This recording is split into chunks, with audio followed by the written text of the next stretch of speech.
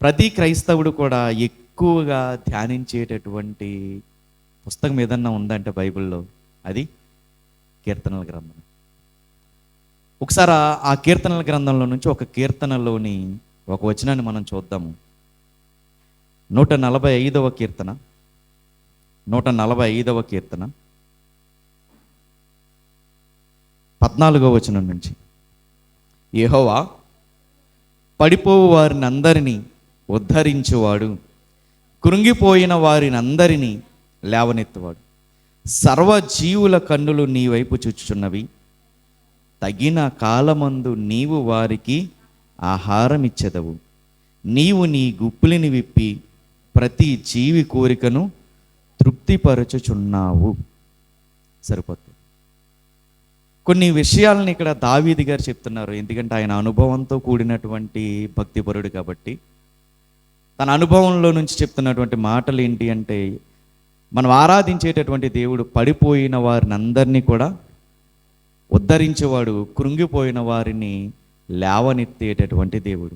ఇంకా చెప్తున్నారు, ఎవరైతే డిప్రెషన్లో ఉంటారో వాళ్ళ గురించి చెప్తున్నారు. అలాగే ఎవరైతే ఆశతో ఎదురు చూస్తున్నారో ఆ ఆశ కలిగినటువంటి ప్రాణాన్ని కూడా దేవుడు ఖచ్చితంగా తృప్తిపరుస్తాడు అనే విషయాన్ని చెప్తూనే, తగిన కాలమందు నీవు వారికి ఆహారాన్ని ఇస్తావు, అంటే పడిపోయిన వాళ్ళని లేవనెత్తుతావు. ఆకలిగా ఉన్న వాళ్ళ యొక్క ఆకలిని నువ్వు తీరుస్తావు. ఏ జీవి అయితే ఆశపడుతుందో నువ్వేం చేస్తావు, నీ గుప్పుల్ని విప్పి వాళ్ళందరి కోరికని నువ్వు తృప్తిపరుస్తావు అని కీర్తనాకారుడు చెప్తున్నాడు.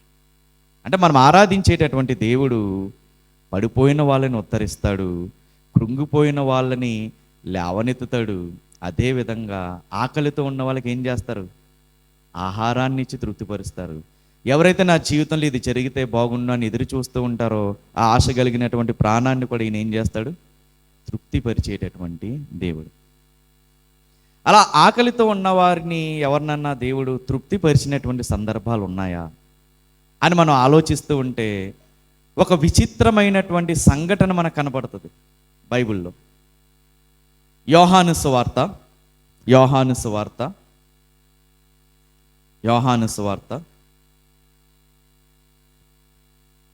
6వ అధ్యాయం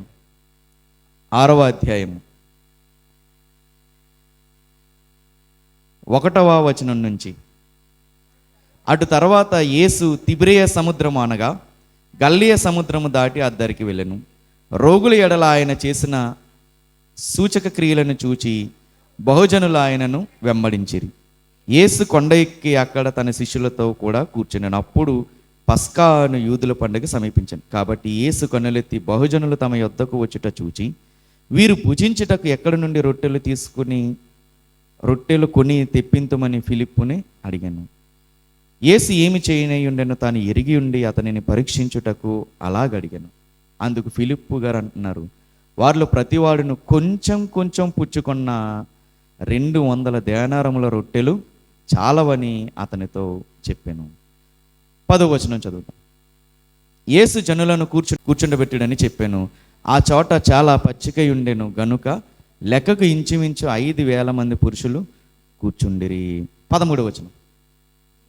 కాబట్టి వారు భుజించిన తరువాత వారి యొద్ద మిగిలిన 5 యవల రొట్టెల ముక్కలు పోగు చేసి 12 గంపలు నింపిరు. వాళ్ళందరూ ఎలా తిన్నారో కూడా చూద్దాం. 12వ వచనం. వారు తృప్తిగా తినిన తర్వాత ఏమీ నష్టపడకుండా మిగిలిన ముక్కలు పోగు చేయుడని తన శిష్యులతో చెప్పారు. ఇందాక మనం చదువుకున్నటువంటి వచనంలో ప్రతి జీవి యొక్క ఆకలిని దేవుడు ఏం చేస్తాడంట, తీరుస్తాడు. ప్రతి ఒక్కరి కోరికని కూడా దేవుడు ఏం చేస్తాడు, తృప్తిపరుస్తాడు. ఆశగల ప్రాణాన్ని దేవుడు ఏం చేస్తాడు, తృప్తిపరుస్తాడు. మనం ఆరాధించేటటువంటి దేవుడు ఎలాంటి వారు అంటే, నిరాశలో ఉన్న వాళ్ళకి సమాధానాన్ని ఇచ్చేది ఆయనే. మన సందేహంలో గనక ఉంటే ఆ సందేహాన్ని తీసివేసేది ఎవరు, ఆయనే. మన కోరికల్ని తీర్చేది కూడా ఆయనే. మన అవసరాలను కూడా తీర్చేది ఆయనే. ఒక ఆయన వచ్చి అడుగుతూ ఉంటారు. ఏమని అడుగుతారంటే, నా కొడుకు చావు బ్రతుకుల్లో ఉన్నారు, నువ్వు మాట మాత్రం సెలవిచ్చావనుకో నా కొడుకు బ్రతుకుతాడు అని అంటారు. ఇదే యోహాను సువార్తలో ఉంటుంది. యోహాను సువార్తలో ఉన్నటువంటి ఆ వచనాన్ని 4వ అధ్యాయంలో మనం చూడగలిగితే 47వ వచనం, 4వ అధ్యాయం 47వ వచనం, 46 నుంచి చదువుదాం. తాను నీళ్లు ద్రాక్షరసంగా చేసిన గలిలయలోని కానానుకు ఆయన తిరిగి వచ్చెను. అప్పుడు కపెర్నహూములో ఒక ప్రధాని కుమారుడు రోగి అయి ఉండెను. యేసు యూదయ నుండి గలిలయకు వచ్చెనని అతడు విని ఆయన యొద్దకు వెళ్ళి తన కుమారుడు చావసిద్ధమై ఉండెను గనుక ఆయన వచ్చి అతని స్వస్థపరచవలనని వేడుకున్నాడు. వేడుకున్న తర్వాత యేసుక్రీస్తు వారు అంటున్నారు 50వ వచనం, నీవు వెళ్ళుము, నీ కుమారుడు బ్రతికి ఉన్నాడని అతనితో చెప్పగా ఆ మనుష్యుడు యేసు తనతో చెప్పిన మాట నమ్మి వెళ్ళిపోయాడు. నమ్మి వెళ్ళిపోయిన వెంటనే ఏం జరిగింది? 51, అతడు ఇంకా వెళ్ళుచుండగా అతని దాసులు అతనికి ఎదురుగా వచ్చి అతని కుమారుడు బ్రతికి ఉన్నాడని తెలియజెప్పారు. ఏ గంటకు బాగుపడ్డాడు అని అడుగుతారు. అప్పుడు అతను చెప్తాడు, నిన్న 1 గంటకు జ్వరము అతన్ని విడిచి వెళ్ళిపోయింది అని అంటారు. అప్పుడు ఆలోచించుకుంటాడు. ఏమని ఆలోచించాడు? ఏ సమయంలో అయితే నీ కుమారుడు బ్రతికే ఉన్నాడు, అతనికి బాగుపడిందని యేసుక్రీస్తు వారు చెప్పారు, అదే సమయానికి కుమారుడు ఏమయ్యాడు? బాగుపడ్డాడు. తండ్రి ఉన్నాడా బాగుపడే టయానికి? లేడు. కానీ నమ్మి వెళ్ళిపోయాడు. దారిలో ఉండగానే కార్యం జరిగింది. ఎక్కడ జరిగింది ఇది? 54వ వచనం. ఇది యేసు యూదయ నుండి గలిలయకు వచ్చి చేసిన 2వ సూచక క్రియ. మొదటిదేమో కానాను విందులో చేశారు, నీటిని ద్రాక్షరసంగా మార్చారు. రెండవదేమో ఇక్కడ ప్రధాని యొక్క కుమారుణ్ణి బ్రతికించారు. ఇది కూడా ఎక్కడ జరిగింది? గలిలయలోనే జరిగింది. ఇప్పుడు కూడా మనం చదువుకున్నటువంటి సందర్భం 6వ అధ్యాయంలో కూడా ఎక్కడ జరుగుతుందంటే ఇది గలిలయ సముద్ర తీరంలో జరుగుతున్నటువంటి ఒక అద్భుతమైన కార్యం. ఏం చేశారంటే యేసుక్రీస్తు వారు గలిలయ సముద్రం దగ్గరికి వచ్చారు. వచ్చి వెళ్ళిపోయి ప్రార్థన చేసుకుంటుంటే ఆల్రెడీ ఈయన ఏం చేశారు? రోగుల్ని స్వస్థపరుస్తున్నారు కదా అని దానికి సంబంధించినటువంటి విషయం ఊరంతా పాకింది. అప్పుడు యేసుక్రీస్తుని కలుసుకోవాలని అందరూ కూడా వీళ్ళు వెళ్ళడానికంటే ముందే వీళ్ళందరూ అక్కడికి వచ్చేసి ఉన్నారు. అలా వచ్చేసి ఉన్నప్పుడు ఏం చేశారంటే యేసుక్రీస్తు వారు కన్నులెత్తి వాళ్ళందరినీ చూసి విస్తారంగా మాట్లాడడం మొదలుపెట్టారు. వాక్యం చెప్పడం మొదలుపెట్టారు. వాక్యం చెప్తూ ఉంటే టైం ఎంత అయిపోయింది?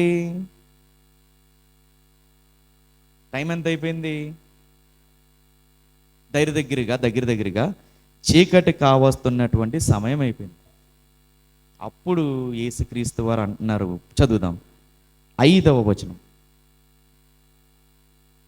కాబట్టి యేసు కన్నులెత్తి బహుజనులు తమ యొద్దకు వచ్చుట చూచి వీరు భుజించుటకు ఎక్కడ నుండి రొట్టెలు కొని తెప్పించమని ఫిలిప్పును అడిగారు. జాగ్రత్తగా ఇక్కడ నుంచి వాక్యాన్ని మనం ఆలోచించుకుంటూ ముందుకు వెళ్దాం. జన సమూహం అంతా యేసుక్రీస్తు వారి యొక్క బోధలు వినడానికి వచ్చారు. వచ్చిన తర్వాత బోధలు వింటూ ఉంటే ఆలస్యం అయిపోయింది. ఇంచుమించుగా చీకటి పడేటటువంటి సమయం అయిపోయింది. వీళ్ళందరినీ ఇలా ఖాళీ కడుపుతో పంపేస్తే దారిలో వీళ్ళందరూ కళ్ళు తిరిగి పడిపోయే అవకాశం ఉంది అని అంటారు. అందుకని వీళ్ళందరూ తినడానికి రొట్టెలు ఎక్కడుంటాయి, ఎక్కడి నుంచి వీళ్ళకి తెచ్చి పెడదామని ఎవరిని అడుగుతున్నారు? ఫిలిప్పు గారిని అడుగుతున్నారు. గుర్తుపెట్టుకోవాల్సిన విషయం ఈ సందర్భంలో ఇదంతా జరుగుతున్నది ఎక్కడంటే గలిలయలో జరుగుతుంది. ఆల్రెడీ అప్పటికే 2 అద్భుత కార్యాలు అక్కడ చేశారు. దానికి సంబంధించినటువంటి ఇన్ఫర్మేషన్ అందరికీ తెలిసిపోయింది. ఇప్పుడు అందరూ కూడా యేసుక్రీస్తు వారి దగ్గరికి వస్తే ఆయన స్వస్థతలు చేస్తున్నారు, కుటుంబాన్ని కట్టుకునేటటువంటి వాక్యాలు కూడా చెప్తున్నారు. వాళ్ళని అడిగినప్పుడు ఫిలిప్ గారు అంటారు, వీళ్ళందరికీ తీసుకురావాలంటే ఎంత కావాలంటే అమౌంట్? 7వ వచనం. అందుకు ఫిలిప్పు వారిలో ప్రతివాడు కొంచెం తిన్నా ఎంత కావాలంటే అమౌంట్? 200 దేనారముల రొట్టెలు కూడా చాలు. పూర్తిగా తింటే కాదు, ఎంత తింటే? కొంచెం తిన్నా కానీ 200 దేనారాలు రొట్టెలు కూడా చాలవు అని అన్న తర్వాత అదే ప్లేస్లో ఇంకొక ఆయన ఉన్నారు. ఆయన ఎవరంటే, కొన్ని పేర్లు చెప్తాను, మనకి ఈ వాక్యానికి చాలా అవసరం. మొట్టమొదటి ఎవరిని అడిగారు యేసుక్రీస్తు వారు? ఫిలిప్పుని అడిగారు. రెండవది కరెక్ట్గా అదే సమయంలో అంద్రేయ గారు వచ్చి, ఇదిగో మన దగ్గర ఒక చిన్న పిల్లోడు ఉన్నాడు. ఆ చిన్న పిల్లోడి దగ్గర ఎన్ని ఉన్నాయి? 5 రొట్టెలు, 2 చిన్న చేపలు ఉన్నాయి. అవి ఎంతమందికి వస్తాయి? మహా అయితే ఒక్కడికన్నా వస్తాయా? రావు. ఆ విషయాన్ని ఎవరు చెప్తున్నారు? వచ్చి అంద్రే గారు చెప్తున్నారు. అప్పుడు యేసుక్రీస్తు వారు అంటున్నారు, అయితే ఆ రొట్టెల్ని నా దగ్గరికి తీసుకురండి అని అన్నారు. జాగ్రత్తగా వినాలి. రొట్టెల్ని ఆ చిన్న బిడ్డ తీసుకొచ్చిన తర్వాత ఆ రొట్టెల్ని ఎవరికి ఇచ్చారు? యేసుక్రీస్తు వారికి ఇచ్చారు. ఇక్కడ రాయబడిన మాట 11వ వచనం. యేసు ఆ రొట్టెలు పట్టుకుని ఏం చేశారంట? ఆ రొట్టెల్ని ఏం చేశారంట? కృతజ్ఞతాస్తుతులు చెల్లించడానికి ముందు ఏం చేశారు? పట్టుకున్నారు రొట్టెలు. పట్టుకున్న తర్వాత కృతజ్ఞతాస్తుతులు చెల్లించి కూర్చున్న వారికి వడ్డించారు. అలాగ చేపలు వారికి ఇష్టమైనంత మట్టుకు వడ్డించారు. ఫిలిప్ గారు ఏమన్నారు? కొంచెం కొంచెం తిన్నా సరిపో. కానీ ఇక్కడేం జరుగుతుంది? జనరల్గా మనం ఇక్కడ సముద్రపు ఏరియా కాబట్టి నిజంగా సముద్రం చేపను విడిచిపెడతామా? విడిచిపెట్టలేదు. ఇక్కడ అదే రాస్తున్నారు. ఇక్కడ మన మనస్తత్వాన్ని రాస్తున్నారు. వారికి ఇష్టమైనంత మట్టుకు వడ్డించారంట. వీటిని చేపలు. రొట్టెలు కూడా ఎలా తిన్నారంట? వారందరూ తృప్తిగా తిన్నారు. అక్కడ రాయబడినమాట, ఏమీయూ నష్టపడకుండా. నాకు సరిపోలేదు అని అనడానికి కూడా లేదు. ఒక రకంగా చెప్పాలంటే ఫుల్ మీల్స్ అంటాం కదా, కడుపు అంతా కూడా ఫ్రీగా దొరికిందనుకో ఏం చేస్తారు? పట్టి దానికన్నా కూడా ఎక్కువ అలా తిన్నారంట. ఎన్ని చేపలు? 2 చేపలు. ఎన్ని రొట్టెలు? 5 రొట్టెలు. ఆ చేపలు కూడా ఎలాంటివి? చిన్న చేపలు. ఏం నేర్పుతుంది ఈ పాఠం? ఈ సందర్భం మన జీవితానికి ఏ పాఠం నేర్పుతుంది? ఇందాక కీర్తనలో చదువుకున్న వచనమే, ప్రతి ఒక్కరి ఆకలి ఆయన తీరుస్తాడు. ప్రతి జీవి యొక్క కోరికను తన గుప్పెళ్ళు విప్పి ఏం చేస్తాడు? దేవుడు తృప్తిపరుస్తాడు. ఏంటి ఈ సందర్భంలో మనం నేర్చుకునేటటువంటి 3 జీవిత పాఠాలు ఉన్నాయి. ఏంటి ఆ జీవిత పాఠాలంటే, మొట్టమొదటిది, దేవుడు పరిష్కరించలేనంత పెద్ద సమస్యలు ఎవ్వరికి కూడా ఉండవు. దేవుడికి సాధ్యం కానటువంటి సమస్య పరిష్కారం అనేది ఎక్కడా కూడా లేదు. దేవుడి చేతిలో మన సమస్యని పెట్టాలే కానీ ఇది నా వల్ల అవదని దేవుడు అంటాడా? అన్నాడు. మనకు పెద్ద సమస్య ఏమో కానీ దేవుడికి మాత్రం అది చాలా చిన్నదే. గుర్తుపెట్టుకోవాల్సిన విషయం, జీవితంలో దేవుడికి పెద్ద సమస్య అనేది ఏది ఉండదు. ఆయన పరిష్కరించలేనటువంటి సమస్య అంటూ భూమి మీద లేదు. మన జీవితంలో కూడా దేవుడు పరిష్కరించలేనటువంటి సమస్య ఏమీ కూడా ఉండబోదు. జాగ్రత్తగా మనం ఆలోచిద్దాం. ఈ సందర్భాన్ని ఆలోచించుకుంటూ వెళ్దాం. వాళ్ళందరూ ఎక్కడున్నారు? సముద్ర తీరంలో ఉన్నారు. ఇక్కడ రాయబడినటువంటి మాట ఏంటి అంటే, ఒకసారి లూకాసు వార్త చూద్దాము. ఇదే సందర్భం లూకాసు వార్త 9వ అధ్యాయం. లూకాసు వార్త 9వ అధ్యాయం 12వ వచనం.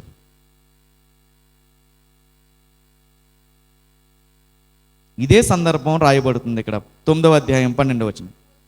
ప్రొద్దు కృంకను ఆరంభించినప్పుడు, అంటే ఎంత అయినట్టు టైము? చీకటి అయిపోతున్నప్పుడు శిష్యులు వచ్చారంట. మనము అరణ్యములో ఉన్నాము గనుక చుట్టుపట్లనున్న గ్రామమునకును పల్లెలకును వెళ్ళి బస చూసుకుని ఆహారము సంపాదించుకున్నట్లు జనసమూహమును పంపివేయమని ఆయనతో చెప్పారు. ఆయన అన్నారు, మీరే వారికి భోజనము పెట్టండి. ఎక్కడున్నారు వీళ్ళు? అరణ్యములో ఉన్నారంట. టైం ఎంత? ఇంచుమించుగా చీకటి పడుతున్నటువంటి సమయం. జాగ్రత్తగా విందాం. ఇప్పుడు ఎక్కడున్నారు వీళ్ళు? అరణ్యంలో ఉన్నారు. సమయం ఎంత? చీకటి పడుతున్నటువంటి సమయం. జాగ్రత్తగా ఆలోచిస్తే అసలు అక్కడి నుంచి వాళ్ళు బయలుదేరి, మన భాషలో చెప్పాలంటే అరణ్య ప్రాంతంలో నుంచి మంచి ప్లేస్లో కంటే మంచి సెంటర్లోకి వెళ్ళి భోజనం చేయాలంటే టైం పడుతుందా? పడుతుంది. అంటే ఇక్కడ చూడండి ఎలాంటి పరిస్థితి అంటే, వెళ్ళి కనీసం కొనుక్కోవడానికి కూడా షాపులు లేనటువంటి పరిస్థితా కాదా? వెళ్ళడానికి వీలు లేదు, పోనీ వెళ్ళి కొనుక్కోవడానికి కూడా వీలు లేనటువంటి పరిస్థితి. ఇంకో రకంగా చెప్పాలంటే చీకటిగా మారుతున్నటువంటి సమయం. మనం ఆలోచిస్తే 5-5:30 వరకు ఎండ బాగానే ఉంటుంది, వెంటనే చీకటి అడిపోద్ది కదా. వీళ్ళు బయలుదేరారంటే మొత్తం ఏమైపోద్ది? చీకటి అయిపోద్ది. అప్పుడు ఫిలిప్పు గారిని అడుగుతున్నారు. ఏమని అడుగుతున్నారు? 5వ వచనం. యేసు కన్నులెత్తి బహుజనులు తమ యొద్దకు వచ్చుట చూచి, వీరు భుజించుటకు ఎక్కడ నుండి రొట్టెలు కొని తెప్పింతుమని ఎవరిని అడుగుతున్నారు? ఎవరిని అడుగుతున్నారు? ఫిలిప్పు గారిని అడుగుతున్నారు. జాగ్రత్తగా విందాం. ఫిలిప్పు గారిని ఎందుకు అడుగుతున్నారు? అది మొదటి ప్రశ్న. 12 మంది శిష్యులు ఉండగా ఫిలిప్పు గారినే దేవుడు ఎందుకు అడుగుతున్నాడు? యేసుక్రీస్తు వారు ఎందుకు అడుగుతున్నారు? మొదటి కారణం, ఒకవేళ ఇది అయ్యి ఉండొచ్చు, ఏంటంటే వీళ్ళందరూ గలిలయ దగ్గర ఉన్నారు. ఫిలిప్పు దేవురు అంటే బేత్సయిదా. బేత్సయిదా ఎక్కడ ఉంటుందంటే మన బైబిల్ వెనక్కి తిప్పితే మ్యాప్స్ కనపడతాయి మనకి. ఆ మ్యాప్స్లో మనం చూసినట్టయితే గలిలయ సముద్రం పక్కన ఏముంటుందంటే బేత్సయిదా అనేటటువంటి ఒక ఊరు ఉంటుంది. బహుశా యేసుక్రీస్తు వారు ఫిలిప్పు గారిని అడగడానికి గల కారణం ఏంటి అంటే, ఆ చుట్టుపక్కల ఎక్కడ ఆహారం తెలుస్తుంది, ఇన్ఫర్మేషన్ ఎవరి దగ్గర ఉంటుంది? ఎవరి దగ్గర ఉంటుంది? ఫిలిప్పు గారి దగ్గర ఉంటుంది. సరిగ్గా కొన్ని నెలల క్రితం నేను వేసుకొచ్చినటువంటి బైక్ ఫ్రాక్చర్ అయింది మన చర్చికి వచ్చినప్పుడే. పంచర్ ఎక్కడ వేయించాలా అని చూస్తుంటే మన తేజ ఉన్నాడు కదా, తేజ వచ్చి అన్నాడు, ఆదివారం సెంటర్ ఉంటుంది, ఆ సెంటర్ దగ్గర వేస్తారని చెప్పి నాతో పాటు వాడు కూడా వచ్చి ఆ షాప్ చూపించాడు. ఎలా తెలిసింది? ఈ ఊరే కాబట్టి. ఇక్కడ ఫిలిప్పు గారిని ఎందుకు అడుగుతున్నారు? వీళ్ళు ఉంటున్న ప్రదేశానికి ఆయన ఊరు పక్కనే కాబట్టి ఆయనకి కొంచెం ఇన్ఫర్మేషన్ అనేది తెలిసి ఉండొచ్చు అన్న ఉద్దేశం ఒకటి. రెండవది, ఆయన్నే ఎందుకు అడుగుతున్నారు అంటే, ప్రతి ఒక్క ఇంట్లో కానీ, లేదా ప్రతి సంఘంలో కానీ, లేదా ప్రతి ఫంక్షన్లో కానీ కొంతమంది మనుషులు ఉంటారు. ఆ మనుషులు జనాన్ని త్వరగా అంచనా వేయగలరు. ఫర్ ఎగ్జాంపుల్, ఏదన్నా ఒక కూడిక జరుగుతుంది, మనం 50 మంది వస్తారనుకున్నాం, కానీ ప్రచారాన్ని బట్టి 50 మంది కాస్త ఒక 200 మంది అయ్యారు. మన ప్లానింగ్లో ఎంతమందికి ఉంటాము ప్రార్థనకి? మనం పిలిచింది ఎంతమందిని? 50 మందిని పిలిచి. ఎంతమందికి వండుతాం మనం? మహా అయితే ఒక 20 మందికో 30 మందికో ఎక్స్ట్రా ఉండదు. ఇప్పుడు జనం పెరిగారు అంటే ఖచ్చితంగా ఆ సంఘంలోనే ఎవరో ఒకళ్ళు ఉంటారు, వెంటనే ఏమంచనా వేయగలరు? ఇంతమంది పెరిగారు కాబట్టి ఎంత బియ్యం వేస్తే లేదా ఎంత వంట వండితే సరిపోద్దని అంచనా వేయగలరా? వేయలేరు. ఈ ఫిలిప్పు గారిది కూడా ఇంచుమించుగా అదే నేచర్. ఏమంటున్నారు చూద్దాం ఒకసారి. 7వ వచనం. అందుకు ఫిలిప్పు వారిలో ప్రతి వాడును కొంచెం కొంచెం పుచ్చుకొనుటకైనను 200 దేనారముల రొట్టెలు చాలవని అతనితో చెప్పారు. కొంతమంది ఉంటారు అలాగా, వెంటనే లెక్క కట్టేటటువంటి మనుషులు ప్రతి సంఘంలోనూ ఉంటారు, ప్రతి కుటుంబంలోనూ ఉంటారు. ఎక్కడ ఏ ఫంక్షన్ జరుగుతున్నా అందులో అంచనా వేయగలిగినటువంటి వారు ఉంటారు. ఈ ఫిలిప్పు గారు కూడా కొంచెం ఇంచుమించుగా అదే కోవకి చెందినవి. వెంటనే లెక్క పెట్టేసాడు ఈయన. ఇంతమందికి మనం సరిపెట్టాలంటే ఎంత కావాలంట? 200 దేనారాల రొట్టెలు కావాలి. ఇంగ్లీష్ బైబుల్ ఏమని ఉంటుందంటే, ఇంతమందికి మనం సరిపెట్టాలంటే 6 నెలలకి ఎంతైతే సంపాదిస్తామో ఆ సంపాదన అంతా ఖర్చు చేసినా కానీ వీళ్ళని సరిపెట్టడానికి చాలదు. ఎంత సరిపెట్టాలి పూర్తిగానా? కొంచెం కొంచెం తిన్నా మన 6 నెలల సంపాదన కూడా సరిపోదు.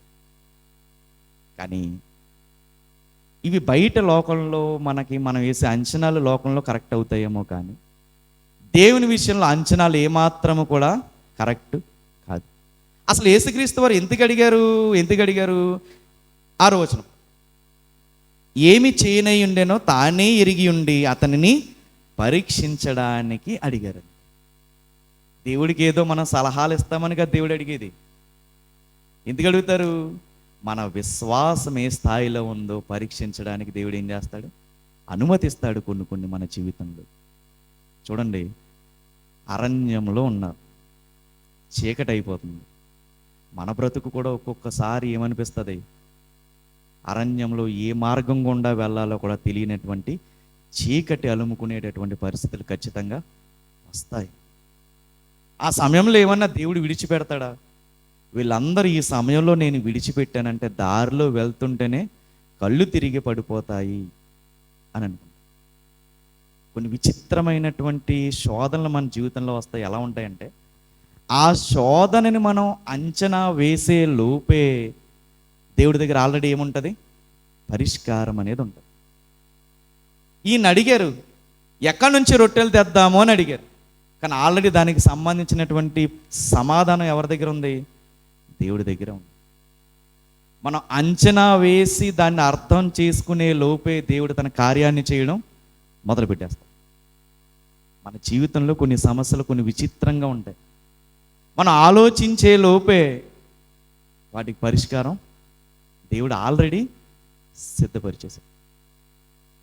ఇశ్రాయేలీలు అందరూ నడుచుకుని వెళ్తుంటే మారా అనే ప్రదేశానికి వచ్చారు. మారా అనే ప్రదేశానికి వచ్చి అప్పటికే చాలా 3 రోజులు 4 రోజులు నడుచుకుని వచ్చేటప్పుడు దాహం వేస్తుంది వాళ్ళకి. దాహం వేసి ఎదురు చూసి నీళ్ళు ఎక్కడున్నాయని ఎదురు చూస్తుంటే వాళ్ళకి నీళ్లు కనపడతాయి. నీళ్లు కనపడేసరికి ఆ నీళ్లు అమ్మయ్య తాగుదాము, కొంత సేద తీరుదాము అనుకునే లోపు ఆ నీళ్ళు ఎలా ఉన్నాయి, చేదుగా ఉన్నాయి. చేదుగా ఉన్నప్పుడు దేవుడు ఏం చేశాడు, వెంటనే ఒక చెట్టుని చూపించాడు. అంటే దాని అర్థం ఏంటి, వీళ్ళు చేదుగా ఉన్నాయి, దీన్ని ఎలాగ మనం దీన్ని ఓవర్కమ్ చేయాలి, దీన్ని అవరోధించాలి అని వాళ్ళు ఆలోచించే లోపే దేవుడు వెంటనే పరిష్కారాన్ని ఎక్కడ పెట్టాడు, పక్కనే పెట్టాడు. ఇంకా చెప్పాలంటే ముందే పరిష్కారాన్ని కూడా సిద్ధపరిచాడు. అక్కడ రాయబడి ఉంటుంది ఓ మాట, ఒక చెట్టుని దేవుడు చూపించాడు అని ఉంటుంది. చెట్టు అనంటే అప్పుడే మొలిచిన దాన్ని చెట్టు అంటామా, ఎప్పుడో మొలిచింది ఎదిగిన దాన్ని చెట్టు అంటామా? ఎప్పుడో మొలిచి ఎదిగిన దాన్ని చెట్టు అంట. అంటే సమస్య అక్కడే ఉంది, సమస్యకి పరిష్కారం కూడా పక్కనే ఉంది. పక్కనే కాకుండా సమస్యకి పరిష్కారం ముందే దేవుడు సిద్ధపరిచాడు. మన జీవితంలో కొన్ని విచిత్రమైనటువంటి సమస్యలకి పరిష్కారం దేవుడు ఏం చేస్తాడు, ముందే సమకూర్చి పెడతాడు. మన లోకంలో మన సమస్యలకి వచ్చిన ప్రాబ్లమ్స్కి అంచనా వేయచ్చేమో కానీ దేవుడి దగ్గర మాత్రం మనం అంచనా వేసే లోపే దేవుడు ఏం చేస్తాడు, పరిష్కారాన్ని సిద్ధపరిచేసి ఉంటాడు. మనం గుర్తుపెట్టుకోవాల్సినటువంటి విషయం, జీవితంలో దేవునికి ఏ సమస్య కూడా పెద్దది కాదు. మనకు వచ్చిన ప్రతి సమస్యకి ఆల్రెడీ దేవుడి దగ్గర ఏముంటుంది, సమాధానం అనేది ఉంటుంది. ఏ కష్టం ఈరోజు వాక్యం అంటున్న నీ బ్రతుకులో నిన్ను ఏలుబడి చేస్తుందో, ఏ అవమానం నిన్ను ఏలుబడి చేస్తుందో, ఏ అనారోగ్యం నిన్ను ఏలుబడి చేస్తుందో, ఒకవేళ నా ఉద్యోగ పరిస్థితి ఏంటి, రానున్న రోజుల్లో ఉంటుందా లేదంటే పోతుందా అని ఒకవేళ భయపడుతున్నావు, ఏం భయపడక్కర్లేదు. ఏ విషయంలోనూ కేవలం దేవుడి దగ్గర కనుక మనం విశ్వాసం ఉంచితే దేవుడు మనం తట్టుకోగలిగినటువంటి సమస్యల్నే దేవుడు ఇస్తాడు తప్ప మనం తట్టుకోలేనటువంటి సమస్యల్ని ఇవ్వడు. కొరింథీయులకు రాసిన మొదటి పత్రిక 10వ అధ్యాయం 13వ వచనం. సాధారణముగా మనుష్యులకు కలుగు శోధన తప్ప మరి ఏదియో మీకు సంభవింపలేదు. దేవుడు నమ్మదగినవాడు, మీరు సహింపగలిగినంత కంటే ఎక్కువగా ఆయన మిమ్మును శోధింపనీయడు. మనం ఆరాధించేటటువంటి దేవుడు ఎలాంటి వాడంటే ఎంతైతే మనం భరించగలమో అంతే మనకి ఇస్తాడు తప్ప మన స్తోమతకి మించి సమస్యలు దేవుడు ఇవ్వడు. ఒకవేళ సమస్యని దేవుడిచ్చినా గుర్తుపెట్టుకోవాలి, అది దేనికి ఇస్తాడు, మనల్ని పరీక్షించడానికే ఇస్తాడు. ఇక్కడ యేసుక్రీస్తు వారు, మరలా వద్దాం ఈ సందర్భంలో, యేసుక్రీస్తు వారు ఫిలిప్పు గారిని అడిగింది ఫిలిప్పుకి ఎంత టాలెంట్ ఉందో తెలుసుకుందామని కాదు, ఫిలిప్పు గారికి యేసుక్రీస్తు ఎలాంటి వాడో అర్థం అవ్వడానికి యేసుక్రీస్తు వారు ఆ ప్రశ్న వేశారు. మనం ఏమనుకుంటాము, మనం మన జీవితంలో, విశ్వాస జీవితంలో దేవుణ్ణి స్తుతించడం కానీ, దేవుణ్ణి ఆరాధించడం కానీ, దేవుణ్ణి ఎలుగెత్తి కీర్తించడం కానీ మనకి ఎప్పుడు సులభతరం అవుతుంది, అన్నీ మనం అనుకున్నట్టుగా అనుకున్న సమయానికి జరిగితే ఖచ్చితంగా దేవుణ్ణి మనం ఏమాత్రం అనుమానించకుండా ఏం చేస్తాము, ఆరాధిస్తాం.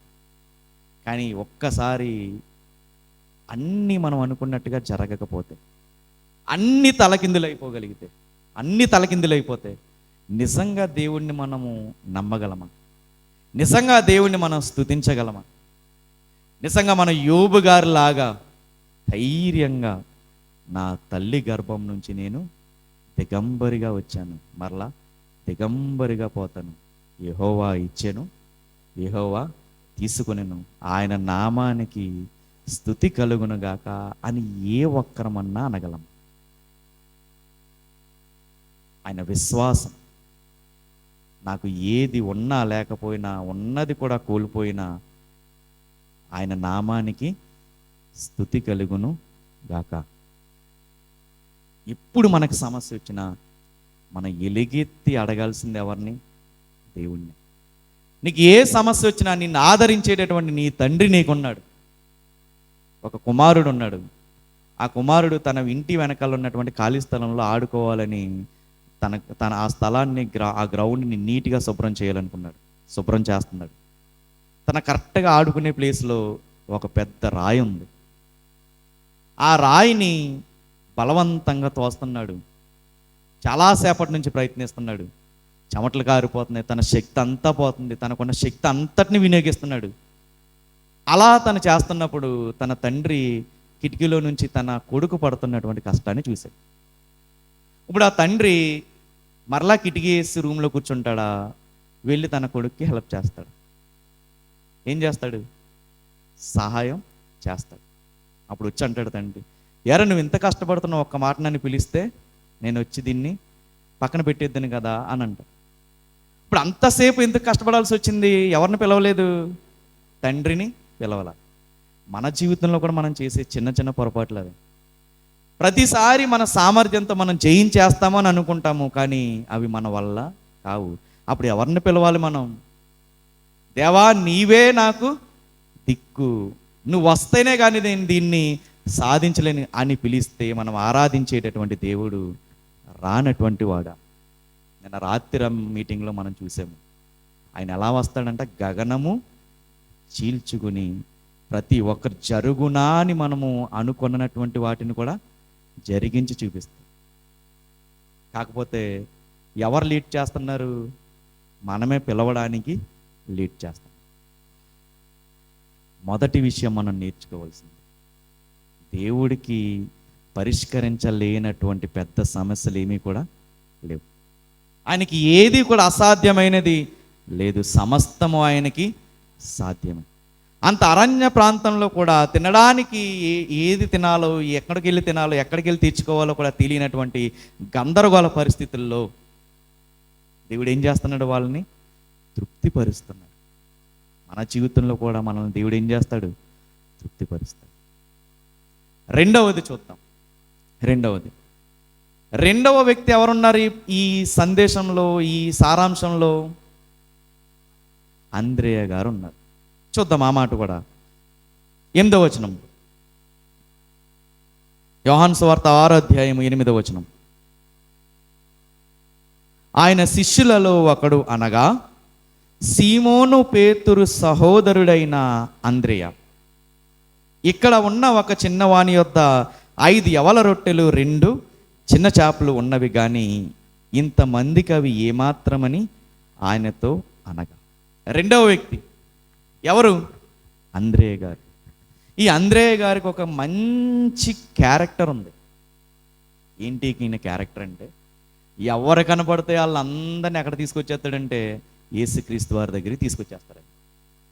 అసలు మనం పేతురు గారి గురించి శిష్యుల్లో అగ్రజుడు అని మనం మాట్లాడుకుంటాం.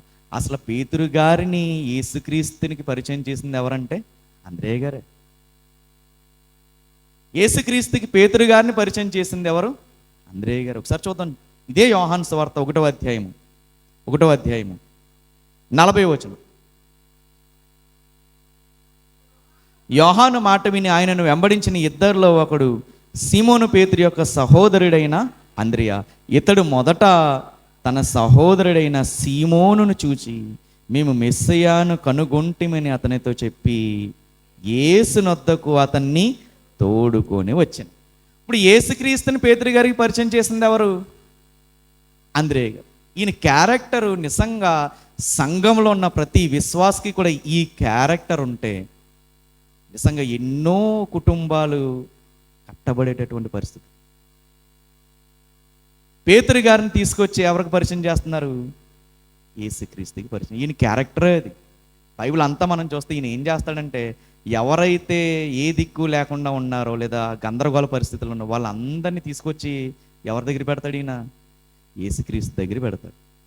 నిజంగా ప్రతి విశ్వాసకి ఉండవలసినటువంటి క్యారెక్టర్ అంద్రేయ గారిని చూసి నేర్చుకోవాలి మనం. ఇక రెండవది చూద్దాం, ఈయన ఇంకా ఎవరిని తీసుకొచ్చారో. ఇదే యోహాను సువార్త 12వ అధ్యాయం 20వ వచనం. ఆ పండుగలో ఆరాధింపవచ్చిన వారిలో కొందరు గ్రీసు దేశస్థులు ఉండిరి. వారు గలిలయలోని బేత్సయిదా వాడిన ఫిలిప్పును వద్దకు వచ్చి, అయ్యా, మేము యేసును చూడగోరుచున్నామని అతనితో చెప్పగా, ఫిలిప్పు వచ్చి ఎవరితో చెప్తున్నారు? అంద్రేయతో. ఎందుకు అంద్రేయ గారితోనే చెప్తున్నారు? ఎందుకంటే అంద్రేయ గారికి బాగా తెలుసు. ఏం తెలుసు? యేసుక్రీస్తు వారి దగ్గరికి ఎలా తీసుకెళ్లాలో ఆయనకి తెలుసు. ఇప్పుడు ఫిలిప్పు గారు వచ్చి అంద్రేయ గారితో అంటున్నారు. ఇప్పుడు వీళ్ళు ఏం చేశారు? అంద్రేయయు ఫిలిప్పును వచ్చి యేసుతో చెప్పిరి. అందుకు యేసు వారితో మాట్లాడడం మొదలుపెట్టారు. ఇప్పుడు ఆ అన్యులకి, గ్రీసు దేశస్తులకు కూడా సువార్త వెళ్ళడానికి ఎవరు కారణమయ్యారు? అంద్రేయ గారే కారణమయ్యారు. ఇప్పుడు అదే అంద్రేయ గారు మరలా ఈ గుంపులో చూడండి ఏం చేస్తున్నారు. 6వ అధ్యాయము 9వ వచనం. ఇక్కడ ఉన్న ఒక చిన్నవాని యొద్ద 5 యవల రొట్టెలు 2 చిన్న చేపలు ఉన్నాయి అని అంట. ఇప్పుడు మరలా యేసుక్రీస్తు వారి దగ్గరికి ఎవరిని తీసుకొస్తున్నాడు ఈయన? చిన్న పిల్లోడిని తీసుకొస్తున్నాడు. పేతురు గారు పరిచయం అవ్వడానికి కారణం ఎవరు?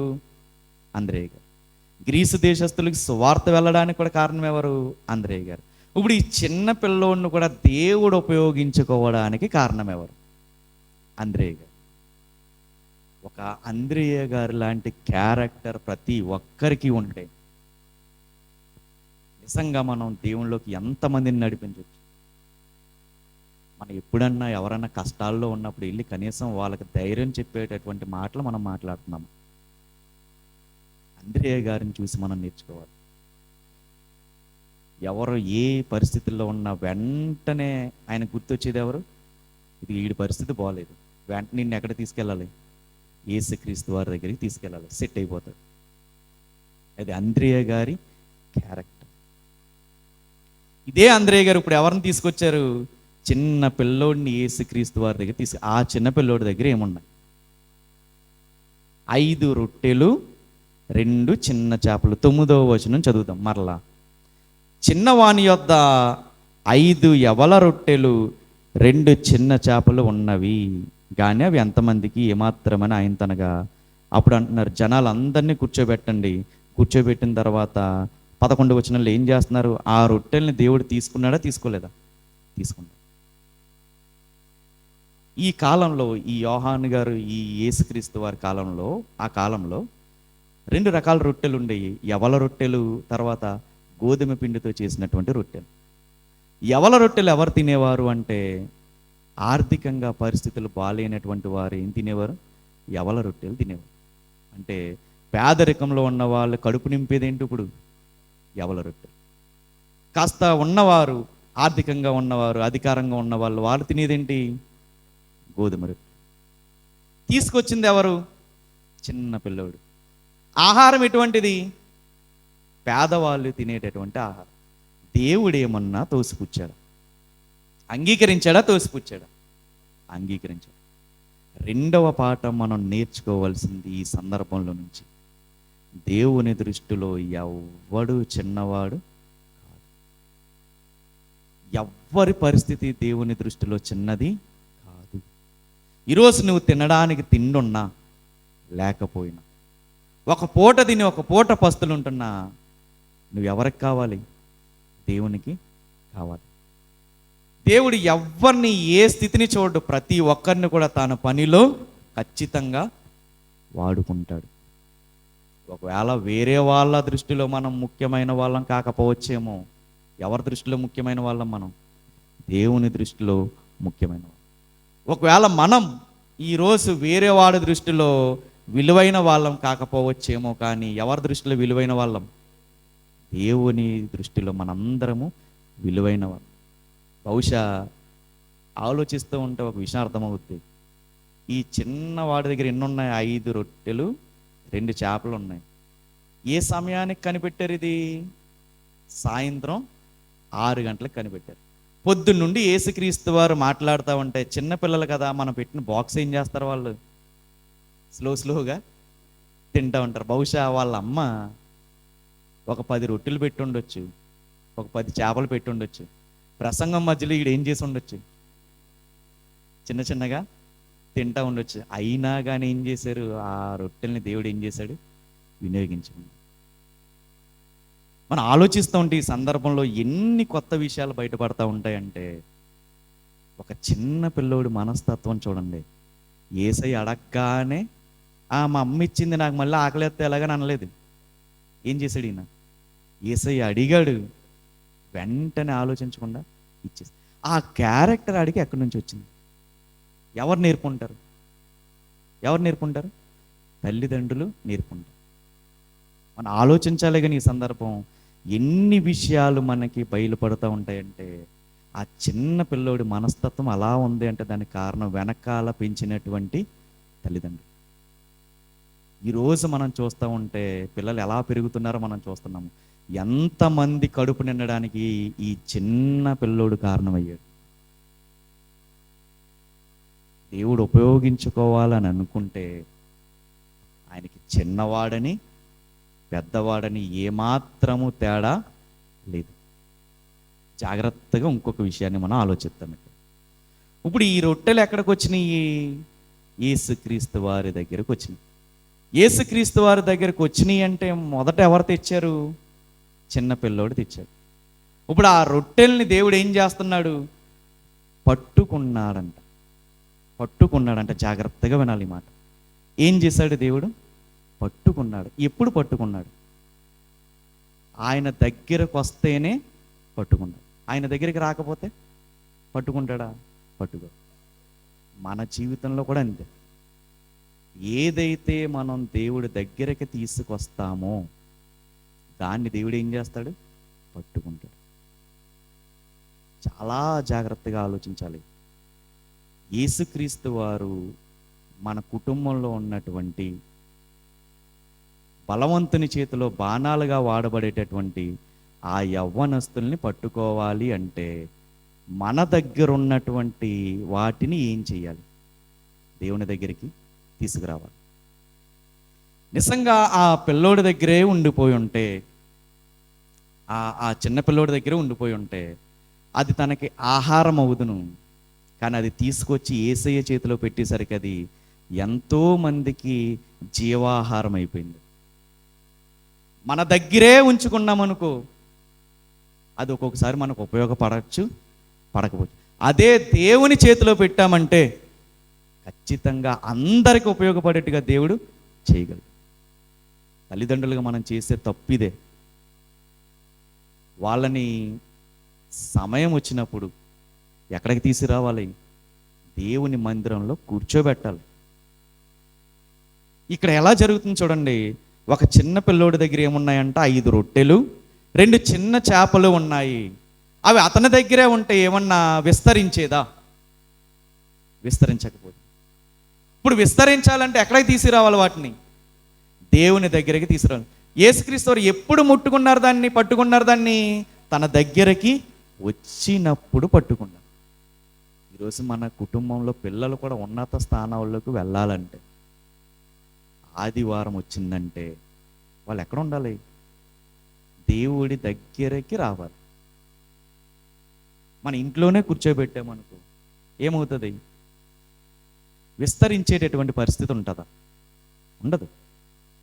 దేవుడు మనకిచ్చినటువంటి ఏ పనినైనా అది ఎక్కడికి తీసుకురావాలి? దేవుని సన్నిధిలో మనం దాన్ని గనక వినియోగించగలిగితే అప్పుడు దేవుడు దాన్ని పట్టుకోవడం మొదలు పెడతాడు. దేవుడు పట్టుకోగానే ఎంతమంది కదా ఆశీర్వాదం అయిపోయింది. ఇంచుమించుగా 5,000 మంది తిన్నారంట. పురుషుల సంఖ్య అంటది. మరి అక్కడ స్త్రీలు ఉన్నారు, మరి ఇక్కడ చిన్నపిల్లలు లాంటి వాళ్ళు ఉంటారా ఉండరా? ఇంచుమించుగా కొంతమంది బైబిల్ పండితులు చెప్పేది ఏంటి అంటే, ఆ రోజు ఆ సభలో 15,000 నుంచి 20,000 వరకు ఉండొచ్చండి. 15,000 నుంచి 20,000 మందికి తృప్తి పడడానికి ఎక్కడి నుంచి వచ్చింది ఆహారము? చిన్న పిల్లవాడు తీసుకుని వచ్చి ఎవరి చేతిలో పెట్టారు? దేవుని చేతిలో పెట్టారు. ఈరోజు మన పిల్లల్ని కూడా మనం తీసుకుని వచ్చి మందిరంలో గనక పెడితే వాళ్ళని దేవుడు ఖచ్చితంగా పట్టుకుంటాడు. ఎలా పట్టుకుంటాడు? మనం పాడుకుంటాము, కృపాశక్తి దయాశక్తి సంపూర్ణుడా వాక్యమై ఉన్న యేసు వందనమయ్యా. ఇప్పుడు యేసుక్రీస్తు పట్టుకుంటున్నారు అంటే ఏది పట్టుకుంటున్నారు? వాళ్ళని వాక్యం పట్టుకుంటారు. తీసుకురావాలే కానీ ఖచ్చితంగా దేవుడు ప్రతి ఒక్కరిని పట్టుకుంటాడు. మనం గాలికి వదిలేసామనుకో, ఆడేం చేస్తాడు? గాలికే తిరుగుతాడు. మన మందిరానికి తీసుకొచ్చి క్రమశిక్షణ నేర్పామనుకో, రేపొద్దున ఏమవుతాడు? పెద్దవాడైనప్పుడు దారిలో నుంచి తొలగిపో. ఆ తోటోళ్ళందరూ ఆడుకుంటున్నారు, వీడు మాత్రం వచ్చి అక్కడ కూర్చున్నాడు. ఈ చిన్నపిల్లడు ఎక్కడైతే సభ జరుగుతుందో ఆ సభ క్యారేజీ పట్టుకుని మరి వచ్చేసాడు. ఆ క్యారేజీ ఎంతమంది కడుపు నింపేసింది? మన పిల్లలు ఎలా మారాలంటే అనేక తరాలకి ఆశీర్వాదకారకులుగా మారాలి. మన సన్నిధిలో ఎదుగుతున్నటువంటి పిల్లలు అనేకులకు కడుపు నింపేవారుగా మారాలి. దేవుడు రానున్న కాలంలో ఖచ్చితంగా అవన్నీ ప్రతి ఒక్కరి జీవితంలో చేసి తీరతాడు. ఎప్పుడు చేసి తీరతాడు? ఎక్కడికి రావాలి వాళ్ళు? దేవుని దగ్గరకు వస్తే అప్పుడు పట్టుకుంటారు. వాడి దగ్గరే ఉండిపోతాయి, ఆ చిన్నపిల్లోడి దగ్గరే ఉండిపోతాయి. వాడు మాత్రమే తిందుడు. అది తీసుకొచ్చి దేవుడి చేతిలో పెట్టేసరికి ఎంతమందికి అది జీవాహారం అయిపోయింది. విస్తరించాలి అంటే ఎవరి చేతిలో పడాలి? దేవుని చేతిలో పడాలి. దావీదు గారు ఉన్నారు, ఒడిసెలతో ఏం చేశాడు? గొలియత్తుని ఒకే దెబ్బతో కొట్టేశాడు. ఆ కొట్టే ముందు మాట అన్నాడు, యుద్ధము యెహోవాదే. నిన్న రాత్రి చూసాం మనం ఒక వాక్యం, ఈగల గుంపుతో ఏం చేశాడు? దేవుడు కార్యాన్ని చేశాడు. మనం ఆలోచించుకుంటూ వెళ్తే అహరోను చేతి కర్రతో దేవుడు ఏం చేశాడు? కార్యాన్ని చేశాడు. మోషే గారి చేతిలో ఉన్నటువంటి కర్రతో దేవుడు కార్యం చేశాడు. న్యాయాధిపతులు చూస్తే సంసోను గాడిద దవగడ ఎముకలతో 1000 మందిని చంపాడు. చిన్నవాటినే కదా అని మనము చిన్న చూపు చూస్తే దేవుడి దృష్టిలో అదేంటది? చాలా పెద్దది. మన స్థితి కానీ, మనకు ఆర్థిక పరిస్థితులు కానీ, మన స్థితిగతులు కానీ లోకానికి అవసరమేమో కానీ దేవుడికి అవసరం లేదు. మన చుట్టూ ఉన్నటువంటి రాబందులకు అవి అవసరమేమో కానీ దేవుడికి అవసరం లేదు. దేవుడు ఎలాంటి వాళ్ళని ఎంచుకుంటాడంటే, కొరింథీయులకు రాసిన మొదటి పత్రిక 1వ అధ్యాయం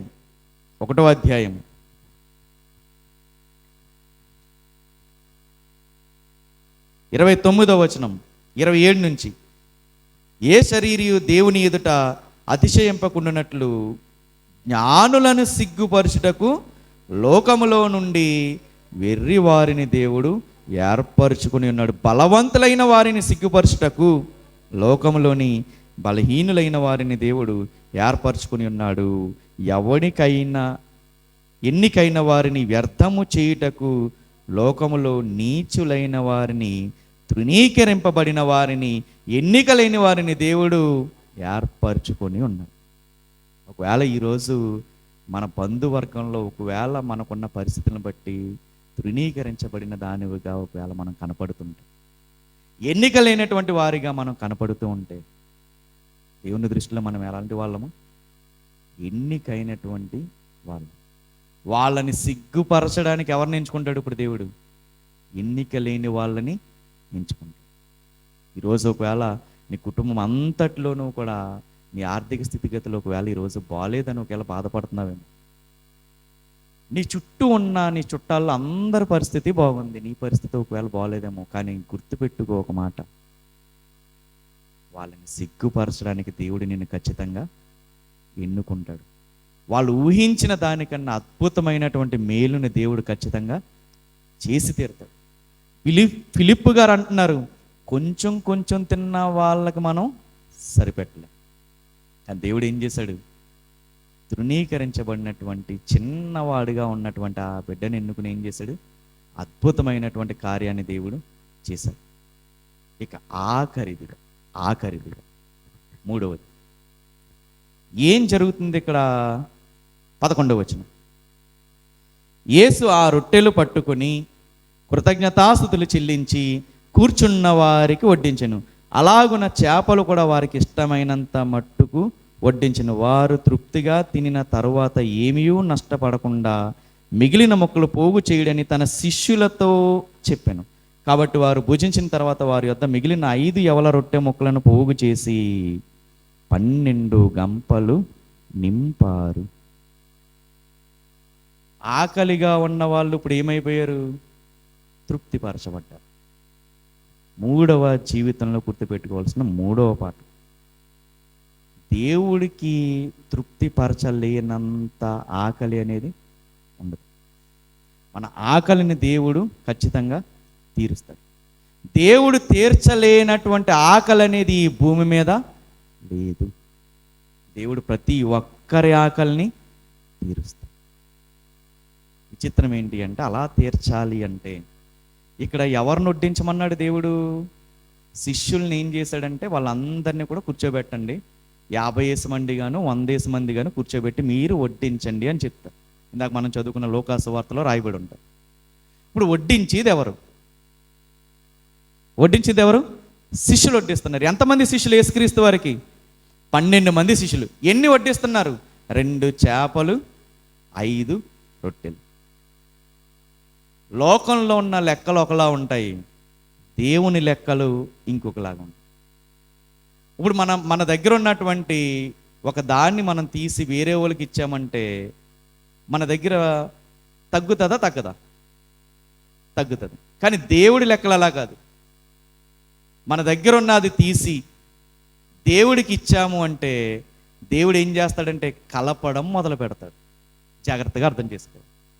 లోకంలో మనం ఏదైనా తీసివేత చేసామనుకో మన దగ్గర ఏమవుద్ది? తరుగుద్ది.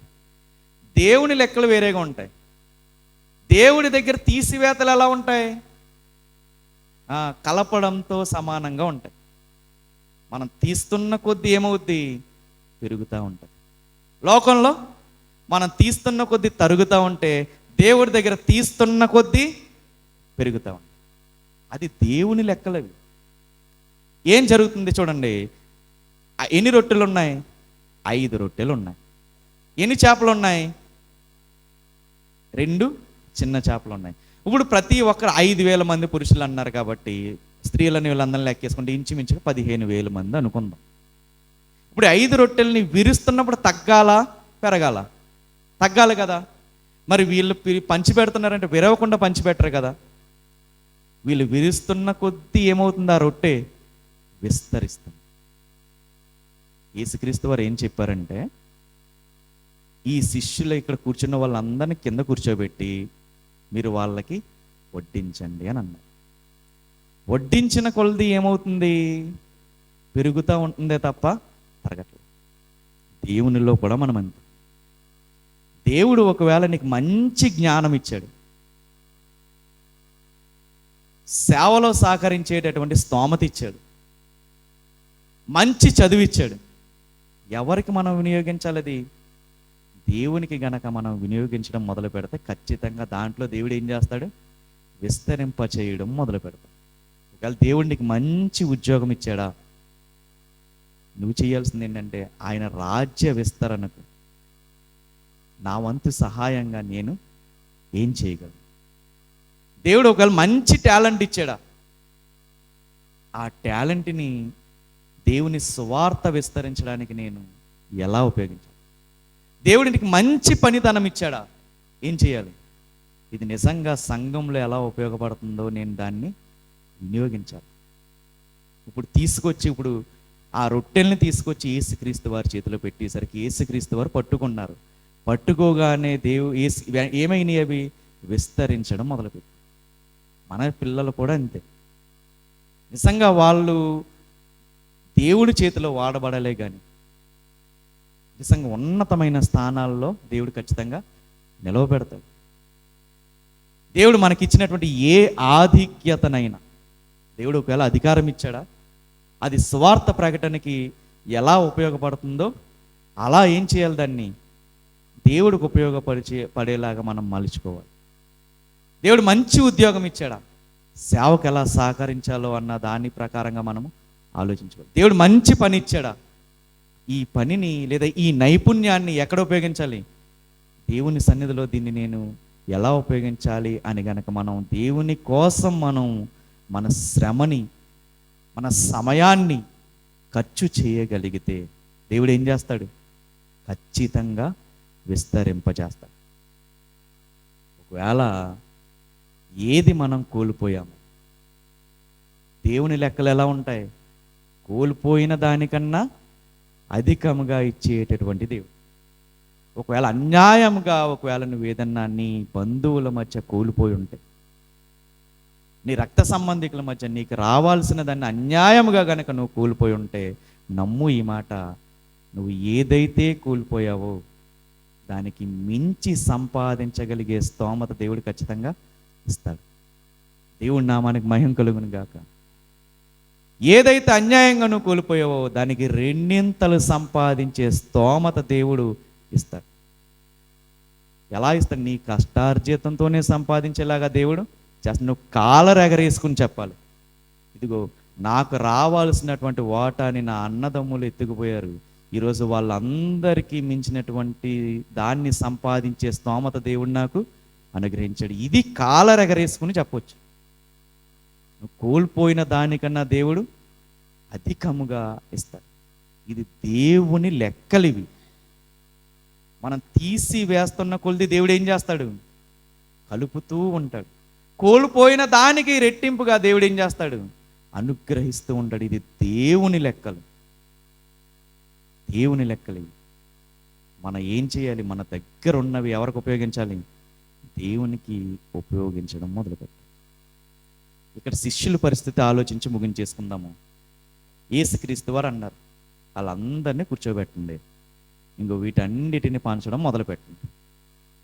ఇప్పుడు అక్కడ ఉన్న ఆ 15,000 మందితో పాటు పొద్దున్న నుంచి ఉంటున్న ఈ 12 మందికి ఆకలి వేస్తుందా వేయదా? వేస్తుంది కదా. ఇప్పుడు వడ్డిస్తున్నప్పుడు డౌట్ వస్తుందా రాదు? ఇప్పుడు మనం ఎవరినైనా భోజనాలకు పిలిచాం, లాస్ట్ వస్తున్నాయి, ఇంకా జనాలు వస్తున్నారు, మనకి ఎలా ఉంటుంది? టెన్షన్ ఉంటుందా ఉండదు? ఇప్పుడు వీళ్ళకి కూడా ఇంతమంది ఉన్నారు, ఈ చేపలు చూస్తేనేమో 2 ఉన్నాయి, రొట్టెలు చూస్తే 5 ఉన్నాయి, మనకు కావాలి కదా, వీళ్ళందరూ తినేస్తే మనం తినడానికి ఉంటుందా లేదా అని వీళ్ళు వెనక్కి వేసుకునే సందర్భం ఛాన్స్ ఉందా లేదా? కానీ వీళ్ళు ఏమన్నా వెనక్కి వేసుకున్నారా? ఏమీ వెనక్కి వేసుకోవాలా. విచిత్రం చూద్దాం ఒకసారి. ఏదైతే యేసుక్రీస్తు వారు చెప్పారు, పంచమన్నారు, ఏది దాచుకోకుండా పంచారు. పంచేసరికి చూడండి, జనాలకి ఏం పంచారు వీళ్ళు? రొట్టెలు పంచారు. మహా అయితే మనిషికి వచ్చి 2 రొట్టెలు 3 రొట్టెలు తినగలరు, కొంచెం ఎక్కువ అయితే గనక ఒక 5 రొట్టెలు తినగలరు. వీళ్ళ జనాలకి ఏం పంచారు? రొట్టెలు పంచారు. కానీ వీళ్ళకి రివర్స్లో దేవుడు ఎన్ని ఇచ్చాడో చూద్దాము. 13వ వచనం. కాబట్టి వారు భుజించిన తర్వాత వారి యొద్ద మిగిలిన 5 యవర రొట్టెల ముక్కలు పోగు చేసి 12 గంపలు నింపారు. జాగ్రత్తగా వీళ్ళు ఇచ్చింది ఎంత? మహా అయితే 2 ఇచ్చుంటారు రొట్టెలు, లేదా ముక్కలు చేసి ఉంటారు కాబట్టి ముక్కలు ఇచ్చుంటారు. కానీ వీళ్ళు ఎంత ఏరుకున్నారు? వీళ్ళు 12 గంపలు. అంటే 12 మంది శిష్యులు అక్కడ ఉన్న జనాంగానికి రొట్టె ముక్కలు పంచితే 12 గంపల నిండా ఎత్తారంటే ఇప్పుడు ప్రతి శిష్యుడికి ఎన్ని వచ్చి ఉంటాయి? ఒక్కో గంప ఒక్కో శిష్యుడికి వచ్చి ఉంటాయి. ఎలా జరిగింది అది? దేవుడు ఇవ్వమన్నది, దేవుడు చేయమన్నది ఏమాత్రం తూచా తప్పకుండా పాటించారు. మన జీవితంలో కూడా అంతే. దేవుడు మనల్ని విస్తరింప చేయాలి అంటే సంతోషముగా మనం దేవుడికి సమర్పించేవారిగా మనము ఉండాలి. అది ఏదైనా సమయాన్ని సమర్పించాలి. పిల్లల్ని కూడా పొద్దున్నే మందిరంలో ఉన్నటువంటి పనికి సహకారులుగా మనము పంపాలి. మనం ఏదైతే ఇస్తామో దేవుడు రివర్స్లో దానికి రెండింతలు బాహాటముగా దేవుడు, విస్తారంగా దేవుడు ఇవ్వగలడు. ఏది మాట్లాడకుండా, ఏది సంకోచించకుండా వీళ్ళందరికీ పంచిపెట్టేస్తే మన పరిస్థితి ఏంటి అని ఏమాత్రం ఆలోచించుకోకుండా దేవుడు ఇవ్వమన్నది అందరికీ కూడా ఏం చేశారు? వీళ్ళు పంచేశారు. వీళ్ళు పంచింది రొట్టెలు మాత్రమే, కానీ వీళ్ళకు వచ్చింది గంపల నిండా వచ్చింది. మన జీవితంలో కూడా దేవుడు అలాగే చేస్తాడు. కానీ దేవుడు దేన్ని చూస్తాడు అంటే గుర్తుపెట్టుకోవాలి, ఎంత ఇస్తున్నామన్నది దేవుడు చూడడు. ఏ మనసుతో ఇస్తున్నామన్నది మాత్రమే చూస్తాడు. అందుకనే ఈ చిన్న పిల్లోడి దగ్గర చూశాడా దేవుడు? ఈ 2 రొట్టెలు 5 చేపలు, క్షమించాలి, ఈ 5 రొట్టెలు 2 చేపలు ఎలా సరిపెడతాము అని ఏమన్నా ఆలోచించాడా దేవుడు? ఆలోచించాలి. అడగ్గానే ఇచ్చేసినటువంటి ఆ చిన్న పిల్లవాడి మనస్సుని దేవుడు చూశాడు.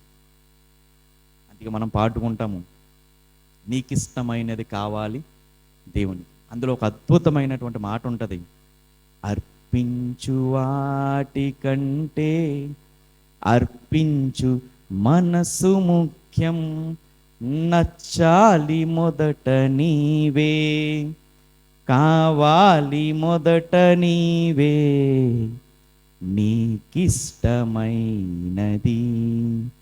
కావాలి దేవునికి. బలి అర్పణ కోరలేదు దేవుడు, బలి అర్పణ కోరలేదు దేవుడు. మనం నచ్చాలి, మనం ఇచ్చేటటువంటి మనస్సు దేవునికి నచ్చాలి. మనం అర్పించేవి కాదు ముఖ్యం, అర్పించే మనస్సు ముఖ్యం. అందుకే ఉత్సాహముగా చూద్దాం. 2 కొరింథీయులకు రాసిన పత్రిక ముగించేసుకుందాం. కొరింథీయులకు రాసిన 2వ పత్రిక 9వ అధ్యాయం, కొరింథీయులకు రాసిన 2వ పత్రిక 9వ అధ్యాయం 7వ వచనం. సనుగు కొనకయు బలవంతముగా కాకయు ప్రతి వాడును తన హృదయములో నిశ్చయించుకునిన ప్రకారము ఇవ్వవలెను, దేవుడు ఉత్సాహముగా ఇచ్చువానిని ప్రేమించును. ఏమేమి ఉండకూడదంటే, మనం ఎంత పని చేస్తున్నాం దేవుడికి అన్నటువంటి మనస్సు ఉండాలా. దేవా, నేను ఎంత నీకు చేసినా తక్కువే, నువ్వు ఇచ్చినటువంటి ఈ బలం ముందు నీ కోసం నేను ఎంత శ్రమపడినా తక్కువే.